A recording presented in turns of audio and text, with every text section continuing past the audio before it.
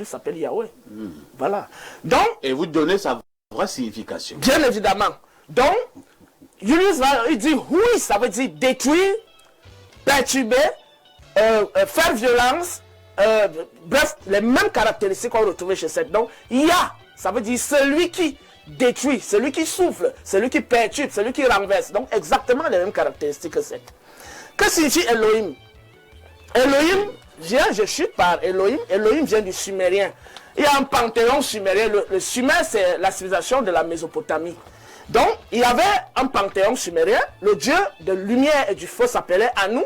Le dieu de l'air ou du vent s'appelait Enil. Le dieu de la terre s'appelait Enki. Et le dieu des eaux s'appelait Aya ou Ea.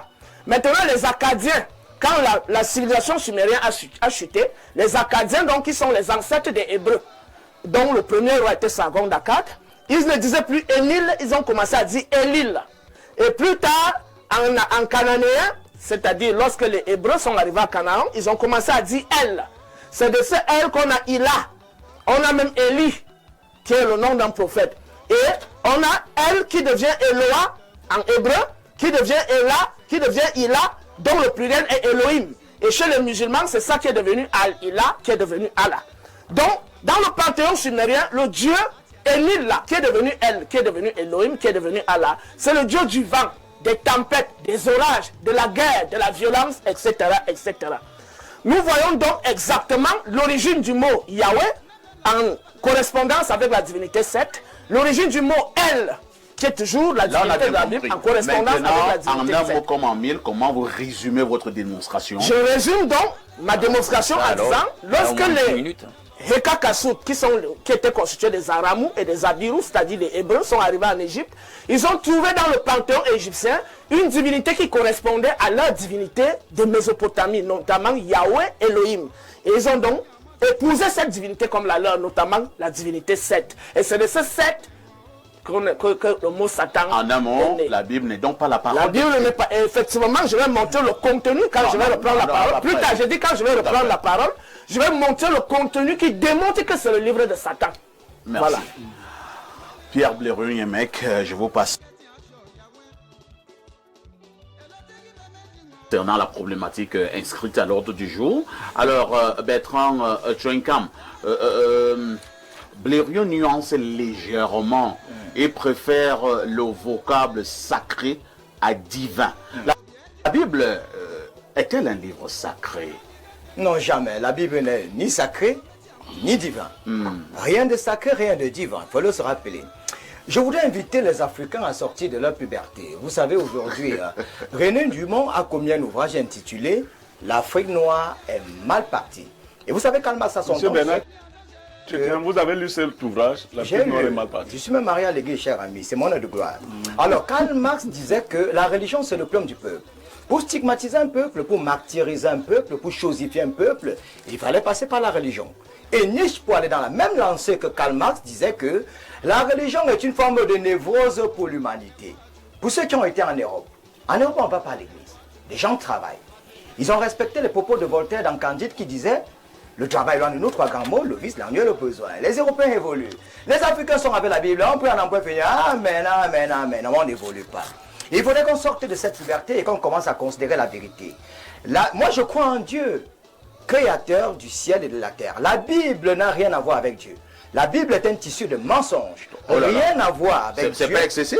La Bible est une table rase, c'est un machin, un pipeau. Oh non, on ne dira pas ça. Je peux heurter la sensibilité des autres, autres, mais laissez que je puisse sortir quelques blessures béantes truffées dans la Bible et qui créent une entorse à notre préépanouissement. Ce sont lesquels? Alors, j'étais te disant tout à l'heure que la Bible est un recueil. C'est tout simplement un recueil de livres, c'est-à-dire la Bible a 40 auteurs. À une certaine époque, on disait que la Bible avait 66 livres. À un moment, on te dit 73 livres. Mais au départ, on disait que c'était 80 livres, il faut le rappeler. Mais toujours est-il ça 40 auteurs. Alors, René, comme je le disais tout à l'heure, René Dumont disait que l'Afrique noire est mal partie. Qu'est-ce qui fait en sorte que la Bible soit un torchon? Que ça soit une table rase? Oui, c'est quoi? Je prendrai par exemple un cas qui est simple, parce qu'il y a trop de contradictions dans la Bible. On ne dira peut-être Ah. pas que la Bible est un torchon. Hein. Oui, dites-nous, faut pas qu'on tourne. Quels sont Non, les évolue, Je peux évoluer? Oui, Allez-y. En 325, au concile de Nicée, il y avait un pape à cette époque qu'on appelait le pape Nicolas XVI. Il y avait un roi à cette époque qu'on appelait le roi Constantin. C'est là où tout a changé, au concile de Nicée. On a fait un vote.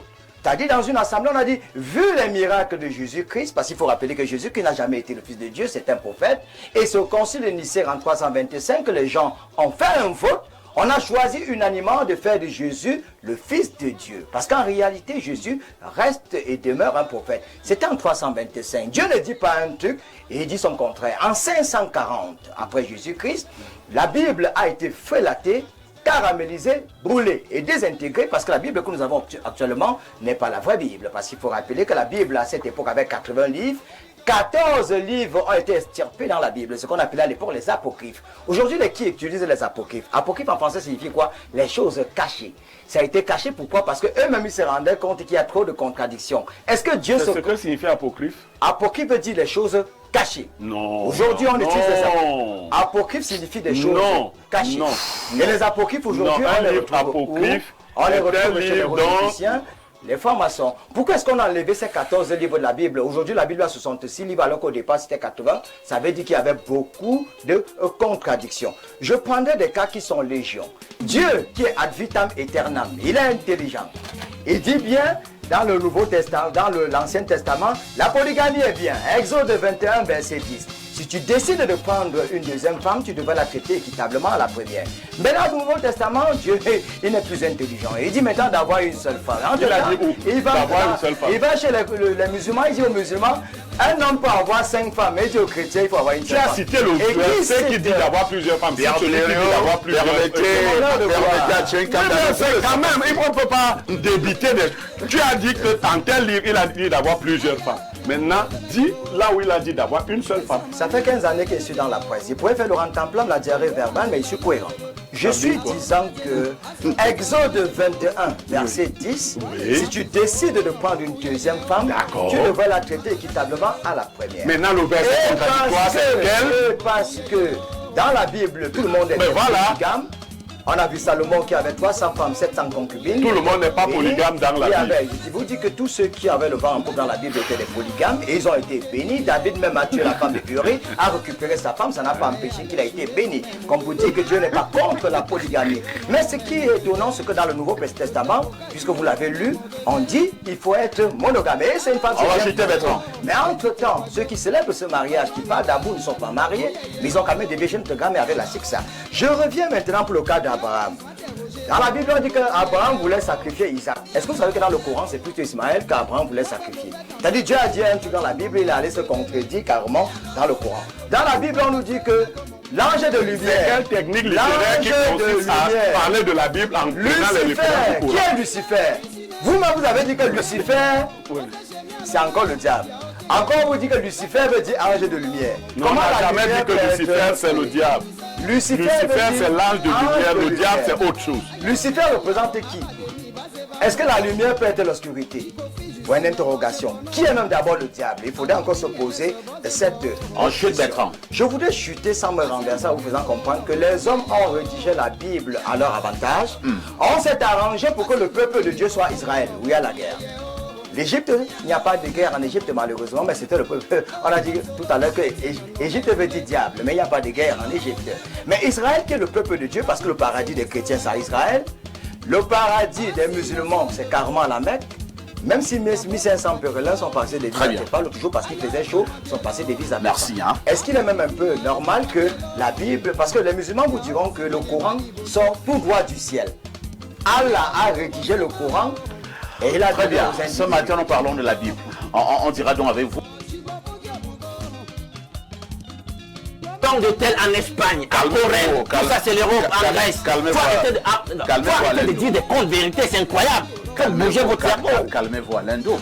Autant vous êtes en train de refuter les contre-vérités, autant quelqu'un vous dira que vous n'êtes pas la vérité. Bon, alors, Otep, Ak, Husha, Senep, Ma, Kero, offrait toute remplie de science. Il serait naïf de croire que la Bible, tel un souffle tombé du ciel, fut transcrite sans l'ombre d'une main humaine. En vérité, ces livres que d'aucuns tiennent pour la parole sacrée n'est qu'un palimpseste des siècles, une fresque composite et tissée par les hommes, pour les hommes.